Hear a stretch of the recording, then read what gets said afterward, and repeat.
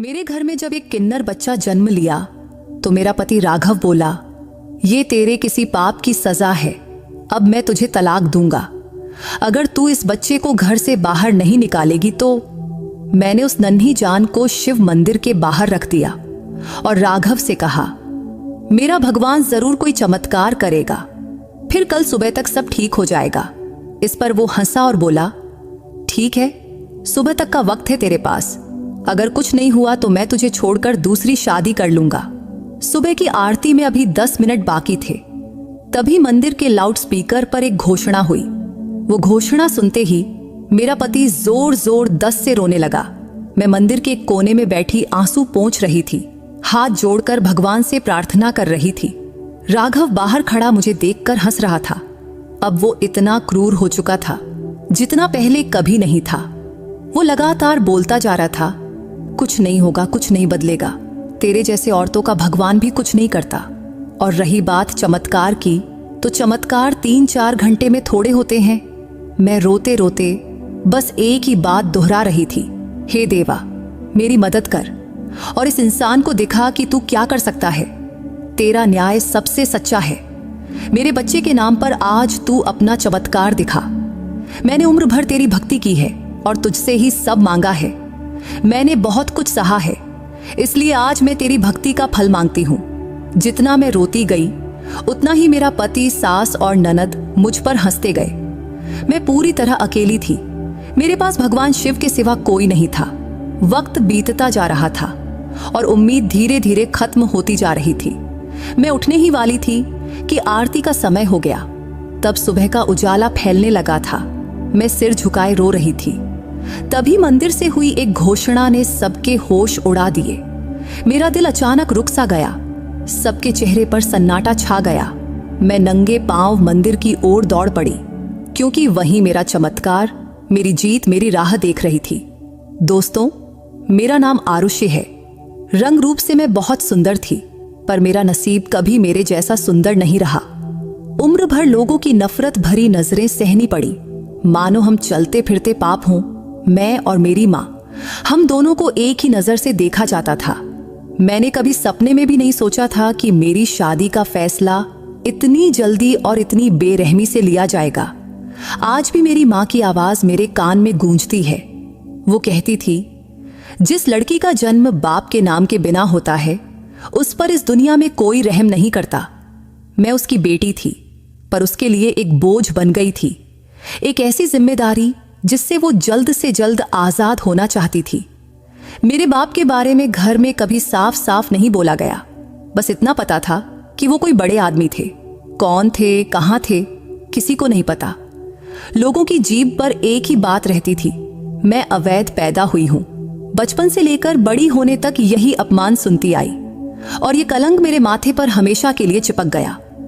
गांव शहर की औरतें मुझे निशाना बनाने का एक भी मौका नहीं छोड़ती थीं। उनके ताने मेरे सीने में खंजर की तरह चुभते थे।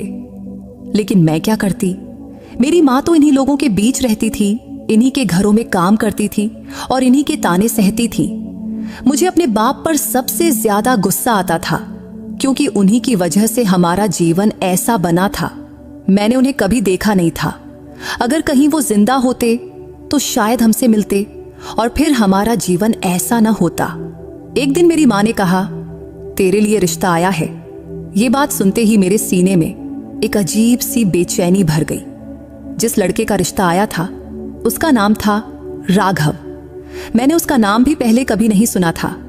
माँ ने बताया कि वह उम्र में मुझसे बहुत बड़ा है, देखने में भी खास ठीक नहीं, न पढ़ा लिखा है न कोई नौकरी है। ये सब सुनते ही मेरा दिल बैठ गया। और तो और उसके पहले 2 शादियां भी हो चुकी थीं। उसकी दोनों बीवियां उसे छोड़कर चली गई थीं।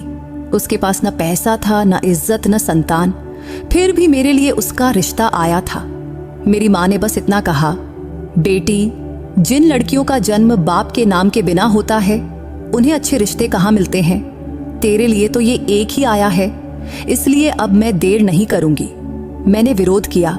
मैंने कहा, माँ, ये शादी मेरी जिंदगी बर्बाद कर देगी और मैं अपना जीवन यूं बर्बाद नहीं करना चाहती। तुम इसे मना कर दो। पर मेरी माँ ने मेरी एक न सुनी। उसने फिर अपनी दुख भरी कहानी दोहरानी शुरू कर दी। बोली, सबका जीवन बर्बाद होता है, तेरी माँ का भी तो हो ही चुका है। तेरा बाप मुझे छोड़कर चला गया था जब तू पैदा होने वाली थी। अब तेरा भी बर्बाद हो जाए तो मैं क्या करूं? उसके शब्द मेरे सीने में जहर की तरह उतर गए। क्या कि उसकी बातों में कड़वाहट थी, पर सच से भरी हुई थी। उसने भी जीवन में कभी सुख नहीं देखा था। जब मैं पैदा होने वाली थी तभी मेरे बाप ने उसे छोड़ दिया था। शादी हुई भी थी या नहीं, ये आज तक सवाल ही है। मेरी माँ को दुनिया भर के ताने और तकलीफें सहनी पड़ी। वह अनपढ़ थी। उसे लगता था कि जैसा अन्याय उसके साथ हुआ वैसा ही उसकी बेटी के साथ भी होना तय है। उसे ये समझ नहीं आया कि जो उसके साथ गलत हुआ उससे वह अपनी बेटी को तो बचा सकती है। उसके लिए तो यही सच था कि सबके साथ बुरा ही होता है, फिर मेरे साथ हो या तेरे साथ क्या फर्क पड़ता है। मेरी माँ ने अपनी पूरी जिंदगी मेरे लिए कुर्बान कर दी थी। दूसरों के घरों में काम किया, ताने सहती रही और हर सांस सिर्फ मेरे लिए ही ली। पर अब वह थक चुकी थी। उसे बस अब मेरी शादी करके अपनी आखिरी जिम्मेदारी से मुक्त होना था और उसके लिए यही एक रास्ता था, चाहे वह मुझे कहीं भी ले जाए। मेरे मन में 1000 सवाल उठे पर जवाब कोई नहीं था। मैंने माँ से कहा, माँ, तुमने कभी मेरे बारे में सोचा? मेरे सपनों के बारे में, मेरी इच्छाओं के बारे में, मेरे जीवन के बारे में? क्या ये सब तुम्हारे लिए कुछ मायने नहीं रखता? इस पर उसका जवाब था, नहीं बेटी, जिंदगी सपनों पर नहीं चलती, हकीकत को स्वीकार करना पड़ता है। फिर वह दिन आ गया जब मेरी शादी राघव से तय हो गई। वह दिन मैं कभी नहीं भूल सकती। मेरी माँ ने मेरी शादी की तैयारी ऐसे की जैसे वह अपनी जिंदगी का सबसे बड़ा बोझ उतार रही हो। जब उसने मुझे गले लगाया तो उसके आंखों में प्यार नहीं, एक अजीब खालीपन था। वह बार बार कहती रही कि वह मेरे लिए प्रार्थना करेगी, पर उसके शब्दों में सच्चा यकीन नहीं था। राघव, जो मेरे लिए बिल्कुल अनजान इंसान था, अब मेरा पति बन चुका था। शादी के दिन भी लग रहा था कि ये सब एक सौदा है, क्योंकि इस शादी में कोई भावना नहीं थी। उसके आंखों में चमक तक नहीं थी, उसके बातों में अपनापन भी नहीं था। शादी पूरी होने के बाद जब मेरी माँ ने मुझे विदा किया तो बस इतना कहा, बेटी, अपनी जिंदगी आसान बनाने की कोशिश करना। ये शब्द मेरे दिल पर एक और घाव बन गए। राघव की माँ कामिनी देवी और उसकी बहन अनुष्का, यानी मेरी सास और ननद, लोगों को बता रही थी, हमने तो बहुत पुण्य किया जो इस लड़की से अपने बेटे की शादी कर रहे हैं, वरना ये लड़की कवाड़े ही बिगड़ जाती। पर पूरी गली को और सारे रिश्तेदारों को पता था कि उनके बेटे को कोई लड़की देने को तैयार नहीं था। 1000 जगह मना होने के बाद ही वे हमारे घर आए थे और मैं जैसी भी थी, मेरी खूबसूरती में कोई कमी नहीं थी। फिर भी वे लोग कहते थे, देखो हमने कितना बड़ा उपकार किया। वे दुनिया के सामने खुद को बहुत नेक दिखाने की कोशिश कर रहे थे। पर मेरे मन में बस एक ही सवाल था, तुम्हें किसने कहा कि मेरे घर रिश्ता लेकर आने को? अगर तुम लोग नहीं आए होते तो शायद आज मेरी जिंदगी बच जाती और एक क्रूर इंसान से मेरी शादी न होती। खैर, मेरी शादी की पहली रात बहुत भयानक थी। जब मुझे होश आया तो मैं सिटी के प्राइवेट हॉस्पिटल में थी। डॉक्टर और नर्सें मुझे देखकर दंग रह गए कि इतनी सुंदर लड़की की ऐसी हालत किसने की। मैं चुपचाप लेटी हुई छत की ओर देख रही थी। डॉक्टर ने पूछा, तुम्हारे माँ बाप को कुछ पता है या नहीं है? मैंने थके हुए स्वर में कहा, उन्होंने तो बस मेरी शादी कर दी थी, अब वे मेरे लिए क्या करेंगे? उन्होंने कहा था, अब तू उनके घर की हो गई, अब तू अपना जीवन काट। डॉक्टर ने कहा, मेरे पास एक महिला सहायता केंद्र का नंबर है, मैं तुझे उनकी संचालिका का नंबर देती हूँ, वो तुझे यहाँ से सुरक्षित ले जाएंगी। हमने पहले भी 5-7 औरतों की मदद की है। फिर वो रुक कर बोली, लेकिन सोच ले, 5-7 तो हजारों में से होती हैं और हजारों औरतों को मदद चाहिए होती है, पर डर की वजह से वे बोल नहीं पाती, सिर्फ 1-2 ही हिम्मत दिखा पाती हैं। अगर तुझ में हिम्मत हो तो हम तुझे वहां भेज देंगे। इस पर मैंने धीरे से कहा, मुझे किसी का नंबर नहीं चाहिए, क्योंकि अकेली औरत के नसीब में यहाँ बस दुख तकलीफ ही लिखा होता है, इसलिए छोड़ो ये सब। इस पर डॉक्टर ने ठंडी सांस ली और बोली, ठीक है, जैसी तेरी मर्जी। जब मैं हॉस्पिटल से डिस्चार्ज होकर घर लौटी तो मेरे सामने बर्तनों का ढेर रख दिया गया। किसी को ख्याल भी नहीं आया कि मैं अभी नई दुल्हन हूं, बल्कि ऐसा लग रहा था कि मुझे यहाँ बहू बनाकर नहीं, नौकरानी बनाकर लाया गया है। घर में इतना काम था कि मैं सुबह से रात तक काम में डूबी रहती और मेरी ननद और सास बिस्तर पर बैठी आराम करती। नाश्ता पानी खाना सब मैं ही उनके बिस्तर तक लेकर जाती। सबसे बुरी बात यह थी कि इतना करने पर भी वे कभी मेरी तारीफ नहीं करती, बल्कि जब मेरा पति राघव घर आता तो सास ननद दोनों कहती, हम तो सुबह से काम कर रहे हैं, ये रानी साहिबा बस बैठी रहती हैं। फिर वो या तो हाथ उठाता या जुबान से मेरे दिल पर घाव देता। पड़ोस की औरतें एक बार मुझसे बोली, इस घर से पहले भी 2 लड़कियां इसी तरह भाग गई थीं, क्योंकि ये लोग बहू का जीना हराम कर देते हैं। देखते हैं अब तू कितने दिन टिकती है। इस बात पर मैं क्या कहती, क्योंकि मेरे पीछे मायका था नहीं और आगे पति छोड़े तो कहां जाती। इसलिए शादी के बाद मेरा जीवन ठीक वैसा ही हो गया जिसका मुझे हमेशा डर लगता था, क्योंकि राघव क्रूर और स्वार्थी निकला। मेरे लिए हर दिन मुश्किल था, फिर भी अपनी मां की कही बात याद रखती थी। जिंदगी आसान नहीं होती, वो बात मेरी हकीकत बन चुकी थी, क्योंकि जब औरत पूरी तरह फंस जाती है तो अक्सर उसे बुरा पति और बुरा ससुराल ही मिलता है। फिर वो बस यही सोचती है, काश उसे एक बच्चा होता, अपना बच्चा, जिससे वह प्यार कर सके, जिसके साथ खेल सके, जो उसका सहारा बने। पर यही मेरी सबसे बड़ी गलती साबित हुई कि मैं भी यही सब सोचने लगी और मां बनने की प्रार्थना करने लगी। वैसे मेरे पति राघव की पिछली 2 बीवियों से उसे कभी संतान नहीं हुई थी, इसलिए मैं सपने में भी नहीं सोच सकती थी कि मेरे जीवन में ऐसा पल भी आएगा और जो इंसान हमेशा मेरे प्रति कठोर रहा वह अचानक मेरे लिए नरम पड़ जाएगा। जब डॉक्टर ने मुझसे कहा कि मैं मां बनने वाली हूं तो मेरे सीने में एक साथ खुशी और डर दोनों उमड़ आए। लेकिन अपने पति का चेहरा देखकर मैं दंग रह गई, क्योंकि उसके चेहरे पर सच्ची खुशी थी। डॉक्टर के कमरे से बाहर निकलते ही उसने मेरा हाथ थामा। वो पल मुझे सपने जैसा लगा था, क्योंकि उसके हाथ में पहली बार कोमलता थी। वह प्यार से बोला, धीरे चल, कहीं तुझे कुछ हो गया तो। ये सुनकर मैं हैरान रह गई, क्योंकि जिस इंसान के दिल में मेरे लिए कभी कोई भाव था ही नहीं, उसमें ये ममता अचानक कहां से आ गई। घर लौटते ही उसने अपनी मां और बहन को बुलाया। तब उसकी आवाज में वही सख्ती थी जो वह मुझ पर दिखाता था, पर इस बार वो सख्ती मेरे हक की थी। उसने कहा, खबरदार, अब अगर किसी ने मेरी बीवी को तंग किया तो अच्छा नहीं होगा, क्योंकि ये मां बनने वाली है और ध्यान रहे, इसका पूरा ख्याल रखा जाएगा। ये शब्द मुझे सपने जैसे लगे, ऐसा सपना जो मैंने कभी सच होते नहीं देखा था। फिर मेरा पति आगे बोला, अब ये सिर्फ खाना बनाएगी, वो भी सिर्फ 2 महीने, उसके बाद इसे पूरा आराम करना है। बाकी घर का काम तुम लोग संभालो या बाहर से खाना मंगवाओ। मैं रोज फल, दूध और जो भी चाहिए लाऊंगा। ये सुनकर मैं वहीं थम गई। क्या यही वो इंसान था जिसने मेरी जिंदगी नरक बना रखी थी? तब मेरी सास और ननद के चेहरे पर खुशी और बेचैनी दोनों थीं। शायद वे सोच रही थीं कि ये सब अचानक कैसे और क्यों हो रहा है।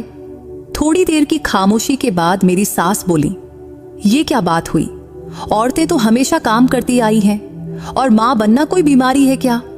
पर मेरे पति ने उनकी बात सख्ती से काट दिया और उन्होंने कहा, मैंने कहा ना, अब से ये कोई काम नहीं करेगी और इस पर कोई बहस नहीं होगी। उस पल में मेरे मन में उम्मीद का एक छोटा सा किरण जाग उठा। क्या सचमुच भगवान ने उसका दिल बदल दिया था? क्या वह सच में बदल रहा था? लेकिन फिर भी मुझे यकीन नहीं हो रहा था कि यह बदलाव हमेशा के लिए है या सिर्फ कुछ दिनों का। फिर भी उस क्षण मैंने उस पर भरोसा कर लिया। उसका नरम देखभाल करने वाला स्वभाव मुझे वरदान जैसा लगा। ऐसा लगा कि आने वाले बच्चे की कृपा से ही यह सब हो रहा है। शायद यह बच्चा हमारे जीवन में अच्छा बदलाव लाएगा। वह पल मेरी जिंदगी का एक खूबसूरत मोड़ था, ऐसा मोड़ जिसने मेरे मन में उम्मीद और खुशी का दिया जला दिया। तब मुझे लगा, भगवान ने मेरी प्रार्थना सुन ली है। उस दिन जब रात हुई तो मैं अपने कमरे में बैठी सोच रही थी कि शायद मेरा जीवन नई दिशा ले रहा है और जो उम्मीदें सालों से अंधेरे में दबी पड़ी थीं, वे फिर से जाग उठी थीं, क्योंकि मेरे पति के बदले हुए व्यवहार ने मुझे यकीन दिलाया कि अब शायद मेरे नसीब में सुख लिखा है। इसीलिए मैंने भगवान का शुक्रिया अदा किया और मन में नए सपने बुनने लगी। लेकिन वह खुशी बहुत कम वक्त की थी।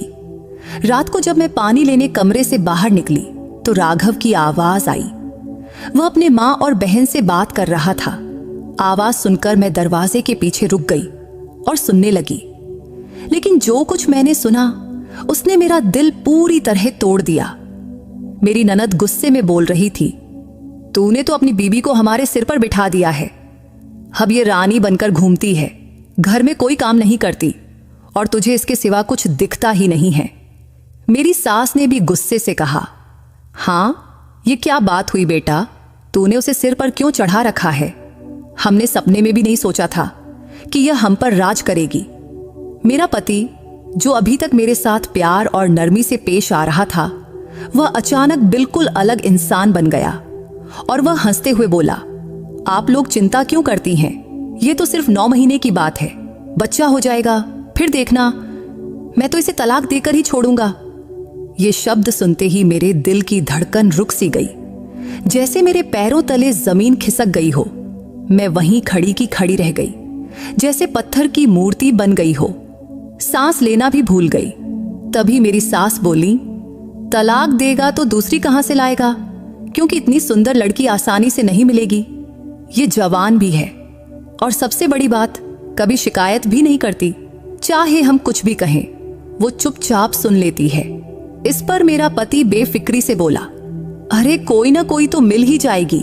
वैसे भी अब इसके लिए मेरे दिल में कोई जगह नहीं बची। फिर थोड़ी देर की खामोशी के बाद मेरी सास बोली, तो ठीक है, 9 महीने सह लेंगे, लेकिन ज्यादा सिर पर चढ़ाने की जरूरत नहीं है। इस पर मेरा पति बोला, अरे माँ, वो थोड़ा खुश रहेगी तो बच्चा स्वस्थ पैदा होगा, क्योंकि हमें तो बच्चे से मतलब है, उससे नहीं। फिर मेरी सास सिर हिलाते हुए बोली, बच्चा तो होना ही चाहिए, वो भी बेटा। इस पर मेरा पति बोला, बेटा हो या बेटी, मुझे खुशी है माँ, लेकिन बेटा हुआ तो और भी अच्छा होगा। ये बातें सुनकर मेरे आंखों में आंसू भर आए, क्योंकि दिन भर उसके प्यार भरे लहजे से चमक उठी। मेरी दुनिया एक पल में बुझ गई। मैं सोचने लगी, क्या यही मेरी जिंदगी का सच है? क्या मेरा वजूद सिर्फ एक बच्चा पैदा करने तक ही सीमित है और उसका नरम स्वभाव सिर्फ इसी वजह से था? मैं चुपचाप अपने कमरे में लौट आई। अब मेरे मन में एक अजीब सी उलझन थी। क्या मैं सब अनसुना करके हंसती रहूं या अपनी हकीकत स्वीकार कर लूं और जो नसीब में मिला वही जी लूं? उस रात मुझे नींद नहीं आई, क्योंकि मेरे पति के शब्द बार बार मेरे कानों में गूंजते रहे, हमें तो बच्चे से मतलब है, उससे नहीं।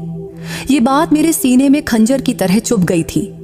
अगली सुबह उठते ही मैंने एक पक्का इरादा कर लिया कि मैंने पहले भी कहा था ना कि जिंदगी आसान नहीं होती, लेकिन हिम्मत कभी नहीं छोड़नी चाहिए। और मुझे पता था कि मेरे लिए यह आसान नहीं होगा। फिर भी मैंने मन ही मन भगवान से प्रार्थना की कि वह मुझे इतनी हिम्मत दे कि मैं किसी तरह अपना जीवन संभाल सकूं, क्योंकि अपने पति की बातें सुनकर मेरा दिल पूरी तरह टूट चुका था और जो थोड़ी सी उम्मीद जागी थी वह भी अब खत्म हो चुकी थी। जबकि मैं सोचने लगी थी कि काश थोड़ा और वक्त तो ये उम्मीद जीवित रहती, पर बहुत जल्दी ही सब खत्म हो गया। उन दिनों मेरे पति का मूड कुछ ठीक ठीक रहता था। शायद बच्चे की खबर से उसका दिल थोड़ा नरम पड़ा था। मैंने सोचा, क्यों ना इस मौके का फायदा उठाकर मां से मिलने की इजाजत मांगूं। पहले तो मुझे डर लग रहा था, फिर हिम्मत करके बोली, मुझे अपनी मां से मिलना है। इस पर वह हैरानी से मुझे देखने लगा, जैसे मेरी बात उसे बहुत अजीब लगी हो। फिर शांत स्वर में बोला, ठीक है, सुबह मैं तुझे छोड़ दूंगा, लेकिन शाम तक लौट आना, या मैं खुद तुम्हें लेने आ जाऊंगा। इस पर मैंने फौरन खुशी से कहा, ठीक है। तब मन में एक अजीब सी शांति हुई कि आज मैं अपनी मां से मिल पाऊंगी, थोड़े समय के लिए ही सही। वही मां जो हमेशा मेरे लिए मजबूत सहारा बनने की कोशिश करती थी। हमारे रिश्ते में दूरी आ गई थी, फिर भी वह मेरी माँ ही थी। उसी माँ ने मुझे इस कठोर रिश्ते में धकेला था, फिर भी वह मेरे दिल के सबसे करीब थी। जब मैं अपनी माँ के घर पहुंची और उन्हें बताया कि मैं माँ बनने वाली हूं, तो वह खुशी से उछल पड़ी, मुझे जोर से गले लगाया, सिर पर हाथ फेरा और बोली, सब ठीक हो जाएगा बेटी, भगवान तेरे लिए जरूर अच्छा रास्ता निकालेगा। इस पर मैंने हिचकिचाते हुए पूछा, माँ तुमने कभी पापा को ढूंढने की कोशिश नहीं की? अगर मिल जाते तो हम उनसे अपना हक मांग लेते। मेरे सवाल पर माँ के चेहरे पर एक गहरी छाया उतर आई, आंखों में पुराना दर्द झलकने लगा। वह कुछ पल चुप रही, जैसे बीते दिनों की यादों में खो गई हो। फिर वो धीरे से बोली, उसे कहाँ ढूंढती, वह तो एक राहगीर था जो मेरी जिंदगी में सपने की तरह आया और चला गया। मुझसे प्यार किया, शादी की, कुछ दिन साथ रहा, कहता था कि मुझे अपने साथ ले जाएगा, कहता था कि वह किसी बड़ी हवेली का मालिक है। फिर एक दिन किसी का फोन आया कि उसकी माँ बीमार है, फिर वह चला गया और कभी लौटा ही नहीं। इस पर मैंने हैरानी से पूछा, मतलब माँ तुम्हें उनके बारे में कुछ भी पता नहीं चला? इस पर मेरी माँ ने थकी हुई मुस्कान दी और बोली, मुझे तो सिर्फ उसका नाम याद है, न पता, न शहर, न फोन नंबर। ऐसे में मैं उसे कहाँ ढूंढती? तभी मेरे मन में एक इच्छा जागी, कम से कम उनका नाम तो पता चले। जो आदमी मेरा बाप था उसका नाम क्या था? इसलिए मैंने हिचकते हुए पूछा, माँ आज तो मुझे मेरे पापा का नाम बता दो। इस पर मेरी माँ ने पहले गहरी सांस ली और धीरे से बोली, तेरे पापा का नाम समर मेहता था। ये नाम सुनते ही मेरे सीने में एक अजीब सी हलचल हुई, पर इस नाम का कोई मतलब नहीं था, क्योंकि शायद ये नाम मेरे वजूद का हिस्सा बन सकता था, पर नहीं बना। ये नाम भी मेरी जिंदगी के उस खाली कोने में शामिल हो गया जिसे मैं कभी भर नहीं पाई। इसके बाद मैं कुछ देर माँ के पास चुपचाप बैठी रही। माँ के चेहरे पर जिंदगी की सारी कठोरता साफ दिख रही थी और मेरे मन में एक अनोखी दुविधा चल रही थी, आखिर इस नाम के बाद मैं करूंगी भी क्या? मेरे लिए तो यही जिंदगी का सच था जिसे किसी तरह सहना था। शाम तक मेरा पति मुझे लेने आने वाला था, इसलिए मैंने माँ को अलविदा कहा और सोचा कि जिंदगी का यह चक्र यूं ही घूमता रहेगा और मेरी उम्मीदें, मेरे सपने कहीं पीछे रह जाएंगे। इसके बाद 9 महीने किसी तरह अच्छे से गुजर गए, पर भगवान को क्या मंजूर था कौन जाने। जब मेरा बच्चा हुआ तो मेरे पैरों तले जमीन खिसक गई। मेरी बेटी हुई थी, लेकिन उसके हाथ पांव पूरी तरह अलग हालत में थे। जब मेरे पति ने बच्ची को देखा तो उसका चेहरा उतर गया। वह बोला, बच्चा तो हुआ पर बेकार है, इसे कौन संभालेगा, इसका कौन देखभाल करेगा? मेरे पति की बात मेरे सीने में तीर की तरह चुभी। मुझे इतना दर्द हुआ कि बयां नहीं कर सकती। उम्र भर मैं एक बाप की छांव के बिना बड़ी हुई थी और अब खुद मां बन गई थी, फिर भी कोई छांव नहीं थी। मैंने कहा, ठीक है, आपको नहीं चाहिए तो मैं इसे मंदिर के बाहर रखाती हूं, कोई उठा लेगा या भगवान कोई रास्ता निकालेगा। इस पर मेरा पति ठंडे लहजे में बोला, बहुत अच्छा सोचा तूने, मुझे तो इसे घर में रखना ही नहीं था, अब जा मंदिर के बाहर रखा। मेरी सास ननद भी कठोर बोल बोलती रहीं। उनके बोल मेरे दिमाग को सुन्न कर रहे थे और फिर मैंने वह भयानक दर्दनाक फैसला ले लिया। रात की सन्नाटे में मैंने अपनी नन्ही निष्पाप बेटी को शिव मंदिर के बाहर रख दिया। लौटकर आई तो मेरा पति बोला, बहुत अच्छा किया तूने। इस पर मैंने जवाब दिया, भगवान जरूर कोई ना कोई रास्ता दिखाएंगे।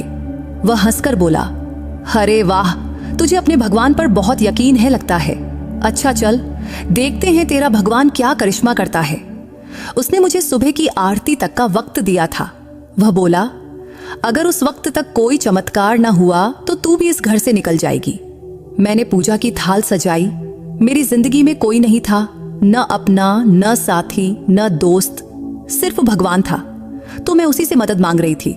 पूजा में बैठकर मैं जोर जोर से रोकर भगवान से प्रार्थना करने लगी। उधर घर के सारे लोग मुझ पर हंस रहे थे, यह कहकर कि रोने धोने से कोई चमत्कार नहीं होने वाला। रात होती जा रही थी, मन में एक अजीब सी बेचैनी थी। जब मैं अपनी बेटी को मंदिर के बाहर रखकर आई थी तो जैसे सीने पर पत्थर रख दिया गया हो। लेकिन घर लौटते ही पति के शब्दों ने मेरे पूरे वजूद को तोड़ दिया। उसने कहा, बहुत अच्छा किया तूने, वरना मुझे तो इसे घर में रखना ही नहीं था। अब देखते हैं तेरा भगवान कोई करिश्मा दिखाता है या नहीं। उसने सुबह की आरती तक का वक्त दिया था। अगर कुछ न हुआ तो मुझे भी घर से निकाल दिया जाएगा। उसी में मेरी ननद और सास भी ताने मार रही थीं। दोनों हंस रही थीं और मुझे ऐसी नजरों से देख रही थीं जैसे मैं कोई पागल औरत हूं। उनके व्यवहार ने मेरी आखिरी उम्मीद को भी डगमगा दिया था। लेकिन मेरे मन में एक बात बिल्कुल साफ थी, भगवान से बड़ा कोई नहीं। मैंने फिर पूजा की दीप जलाई और भगवान के सामने हाथ जोड़े बैठ गई। मेरे आंखों से आंसू बह रहे थे और होठों से अपने आप प्रार्थना निकल रही थी। हे भगवान, तू सब जानता है, मेरी मजबूरी, मेरे दिल की हालत। मेरी बेटी पर दया कर, इससे बचा ले। मेरा स्वर ऊंचा हो गया था और घर वाले मेरी हालत पर हंस रहे थे। मेरा पति बोला, चिल्ला चिल्ला कर रोने से कुछ नहीं होगा, भगवान ऐसे करिश्मा नहीं दिखाता। मेरी सास तंज कसते हुए बोली, बहुत बड़ी भक्त बनती है, देखते हैं इसका भगवान कुछ करता भी है या नहीं। लेकिन मैं अब दूसरे लोक में थी। मेरी प्रार्थना रुकने का नाम नहीं ले रही थी। दिल की गहराई से सिर्फ एक पुकार निकल रही थी, हे भगवान, मेरी निष्पाप बेटी को किसी तरह बचा ले। रात का हर पल मेरे लिए प्रलय जैसा लग रहा था। सुबह नजदीक आ रही थी और मेरी हिम्मत टूटती जा रही थी। मन में डर था, अगर चमत्कार ना हुआ तो क्या होगा? क्या सचमुच मुझे इस घर से निकाल देंगे? क्या मेरी बेटी हमेशा के लिए अंधेरे नसीब की शिकार बन जाएगी? मेरे पति का हास्य अभी भी कानों में गूंज रहा था। वह अपनी मां से कह रहा था, ये अब किसी काम की नहीं रही, कल ही इसे घर से निकाल दो, मैं एक सुंदर लड़की ढूंढ लूंगा। मेरी सास भी उसका साथ दे रही थी। तू चिंता मत कर बेटा, मैं तेरे लिए ऐसी बहू लाऊंगी कि सब दंग रह जाएंगे। ये तो अब किसी काम की नहीं रही। उनके ये शब्द मेरे सीने में पानी की तरह उतरते रहे। फिर भी मैं शांतिपूर्वक पूजा पर बैठी रही और रोते रोते भगवान से प्रार्थना करती रही। रात का काफी वक्त बीत चुका था, सुबेर होने वाली थी। बाहर अंधेरा कम हो रहा था, लेकिन मेरे मन का अंधेरा और गहरा होता जा रहा था। तभी मेरा पति फिर ताना मारते हुए बोला, कुछ नहीं होने वाला, जा, अब तू अपना सामान बांध ले, सुबह तू इस घर से निकल जाएगी। लेकिन मैंने माथा भगवान के सामने जमीन पर पटकते हुए प्रार्थना करने लगी, हे भगवान, ये दुनिया अब मेरे लिए नहीं रही, तू ही मेरा सहारा है, इसलिए मेरी बेटी के लिए कुछ कर, कोई चमत्कार दिखा, वरना हम दोनों माँ बेटी को मौत दे। तभी अचानक मंदिर में एक घोषणा, एक ऐलान गूंजी। एक व्यक्ति जिनका नाम समर मेहता है, अपने साथ एक छोटा सा बच्चा लिए हुए हैं और वे पूछ रहे हैं कि क्या कोई इस बच्चे को पहचानता है? अगर कोई पहचानता हो तो तुरंत मंदिर में आए। ये घोषणा सुनते ही मेरी सांसें थम गई। ये नाम सुनते ही मेरा दिल जोर जोर से धड़कने लगा। समर मेहता, यही वह नाम था जो मां ने सालों बाद मुझे बताया था, यानी मेरे पापा का नाम। मुझे लगा जैसे पैरों तले जमीन खिसक गई। मेरे पति और सास हैरानी से मुझे देखने लगे, लेकिन मैंने किसी की परवाह नहीं की और नंगे पांव दौड़ने लगी। अब मेरे दिमाग में सिर्फ एक ही बात गूंज रही थी, मेरी बेटी और मेरे पापा। पूरी रात के आंसुओं के बाद लगा जैसे भगवान ने मेरे लिए दरवाजा खोल दिया हो। मेरा मन डर और उम्मीद के बीच कांप रहा था, लेकिन मेरे कदम रुकने को तैयार नहीं थे। सांसें फूल रही थीं, पर मैं रुकने वाली नहीं थी।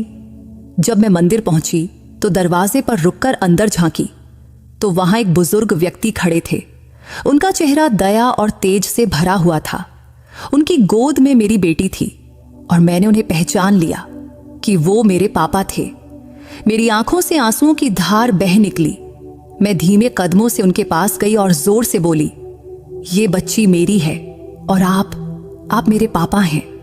मंदिर में मौजूद सभी लोग हैरानी से मुझे देखने लगे। मेरे पापा ने मेरी ओर देखा। उनकी आंखों में आश्चर्य और अपार प्यार था। वे बोले, तू मेरी बेटी है। तभी मैं रोते हुए उनके पास गई और उनके पैरों पर गिर पड़ी।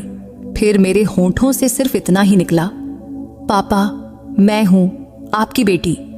उन्होंने मुझे उठाया, मेरे आंसू पोंछे और बोले, मैंने तुझे और तेरी मां को बहुत ढूंढा बेटी, लेकिन तुम लोग कभी मिली ही नहीं। लेकिन आज भगवान ने हमारी मुलाकात करवा दिया। वह पल मेरे लिए चमत्कार से कम नहीं था। मेरी बेटी अब उनकी गोद में थी और मेरी प्रार्थना पूरी हो चुकी थी। लेकिन जब मैंने अपनी बेटी को ध्यान से देखा तो मेरी आंखें आश्चर्य से फैल गईं। उसके हाथ पांव अब पूरी तरह ठीक हो चुके थे। वह बिल्कुल स्वस्थ थी। मैंने उसे सीने से लगाया और भगवान के सामने सिर झुकाकर शुक्रिया अदा किया। तभी मेरे पापा बोले, मैं तुम दोनों को ढूंढते ढूंढते यहां आया था। रात हो गई तो मंदिर में ही रुका और अपने पापों की माफी मांगी। तभी मुझे यह बच्ची दिखी तो मैंने घोषणा करवाई कि इसका परिवार मिल जाए। मुझे कहां पता था कि यह मेरी अपनी नातिन है। इसके बाद मैंने उन्हें सब कुछ बता दिया कि माँ ने मजबूरी में कैसे मेरी शादी कर दी, फिर उन लोगों ने मेरे साथ कैसा व्यवहार किया। मेरी दुख भरी बातें सुनकर पापा के चेहरे पर गुस्से की लकीरें उभर आईं। उनके चेहरे पर गुस्सा तो था, लेकिन वह गुस्सा एक ऐसे आदमी का था जो अपनी बेटी पर हुई बेइज्जती को सहन नहीं कर सकता। और उनका रौब, उनकी शान सब एक साथ उभर आए। उन्होंने मेरा हाथ थामा और मेरी बेटी को अपनी चादर में लपेटे और बोले, चल मेरे साथ। मैंने पूछा, कहाँ? तो उन्होंने कहा, बस चल, सब पता चल जाएगा। फिर वे मुझे उसी घर ले आए जहां मेरा पति राघव, सास और ननद थे। उन्हें देखकर सब दंग रह गए कि मैं एक अनजान आदमी के साथ आई हूं और वह आदमी मेरा बाप था। मेरा पति मेरी बेटी को देख रहा था, जो अब पूरी तरह स्वस्थ थी और आंखें खोलकर सबकी ओर देख रही थी। मैंने उसे कहते सुना था कि अगर बेटी भी हुई तो मुझे बहुत खुशी होगी। और अब जब वह बेटी को ठीक देखकर पिघलने लगा था और मेरे पास आने लगा, तभी मेरे पापा ने हाथ के इशारे से उसे रोक दिया। हम गाड़ी से आए थे। पापा के साथ उनके 3 आदमी भी थे।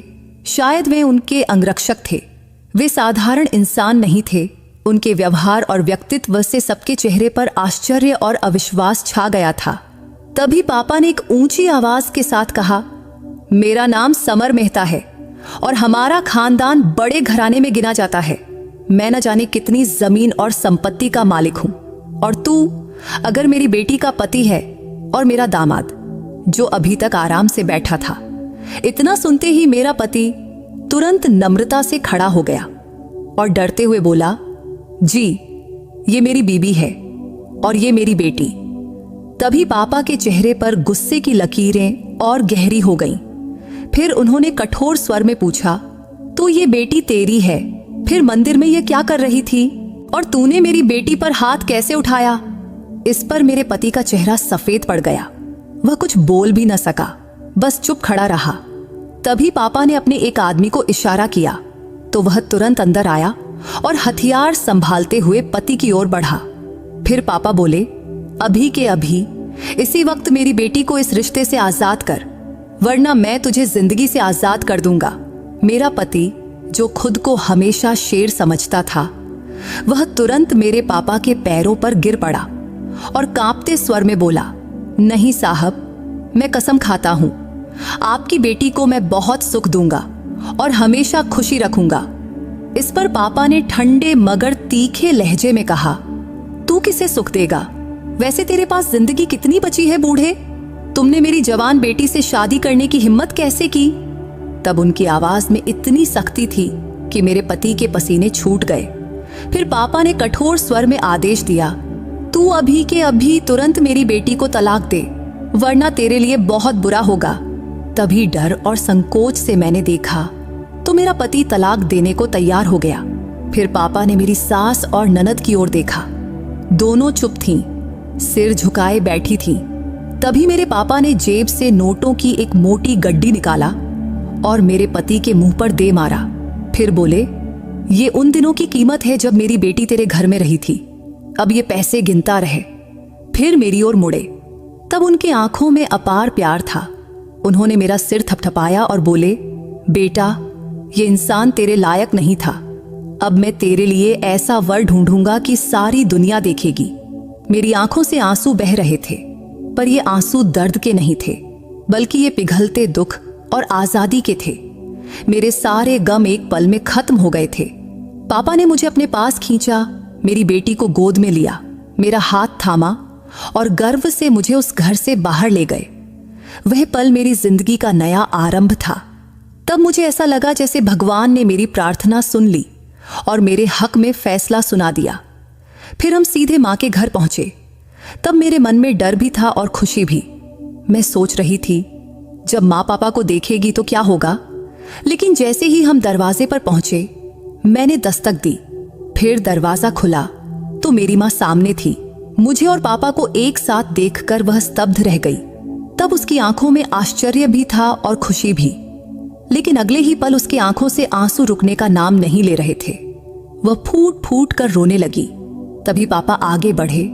उन्होंने माँ के आंसू पोंछे और बोले, मैंने तुझे कभी छोड़ना नहीं चाहा था, लेकिन हालात ने मुझे मजबूर कर दिया था।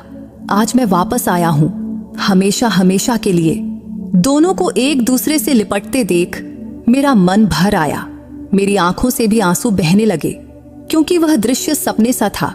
फिर पापा ने मुझे और माँ को एक साथ गले लगाया और बोले, अब बीता हुआ कल पीछे छोड़ दो, हम नई जिंदगी शुरू करेंगे। फिर वे हमें बंबई ले गए। वहां उनकी बहुत बड़ी हवेली थी। उनकी पहली पत्नी गुजर चुकी थी और उनके बच्चे अब बड़े और शादीशुदा थे। पापा ने बताया, मुझे तुम दोनों से दूर करने वाले मेरे माँ बाप थे, लेकिन अब वे इस दुनिया में नहीं हैं और अब तुम मेरी जिंदगी में फिर से हो और मैं तुम्हें कभी नहीं छोड़ूंगा। हवेली पहुंचते ही हमें वह सम्मान और सुख मिला जिसका हमने सपने में भी नहीं सोचा था। मेरी बेटी के लिए अलग नौकरानी रखी गई जो दिन रात उसकी देखभाल करती। मेरे लिए डॉक्टर बुलाए गए। उन्होंने मेरा जांच करके कहा, तुम बहुत कमजोर हो, लेकिन अच्छा खाना और पूरा आराम मिले तो सब ठीक हो जाएगा। फिर पापा ने हमें वह सब दिया जिसकी हमने कभी कल्पना भी नहीं की थी। मेरी बेटी के लिए नए कपड़े, नए खिलौने, झूले, यहाँ तक कि सोने के कंगन और अंगूठियां भी। मेरे माँ के लिए खूबसूरत साड़ियां और गहने, मेरे लिए नए वस्त्र और पूरा आराम। हवेली के खाने में ऐसे ऐसे पकवान परोसे जाते कि हम देखते रह जाते। हर रोज स्वादिष्ट और लजीज भोजन। बस एक हफ्ते में हमारी हालत बदल गई। कमजोरी की जगह ताजगी, तकलीफ की जगह सुकून आ गया। जो कुछ भी जिंदगी ने हमसे छीना था वह हमें कई गुना होकर वापस मिल गया। पापा ने अपने प्यार और जिम्मेदारी से हमें वह इज्जत और मान सम्मान दिया जो सचमुच हमारा हक था। बंबई पहुंचते ही उन्होंने हमारा परिचय पूरे परिवार से करवाया। वहां मेरी मुलाकात एक लड़के से हुई। सब कुछ मेरे लिए बिल्कुल नया और सुखद था। जैसे दुख के एक लंबे अध्याय के बाद जिंदगी ने मुझे फिर से हंसना सिखाया हो। वह मेरी ही उम्र का जवान लड़का था, किसी राजकुमार सा सुंदर और आकर्षक। मेरे पापा मुझे उससे मिलवाते हुए बोले, ये करण मल्होत्रा है और मैं चाहता हूं कि तेरा विवाह इसी से हो। ये तुझे और तेरी बेटी को दिल से अपनाने को तैयार है। करण सचमुच बहुत अच्छा इंसान था, अमीर, जिम्मेदार और संवेदनशील भी।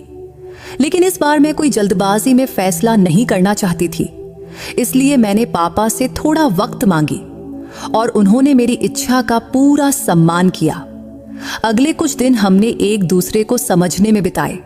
बातों बातों में मैंने उसे अपनी जिंदगी के सारे दर्दनाक अनुभव बता दिए।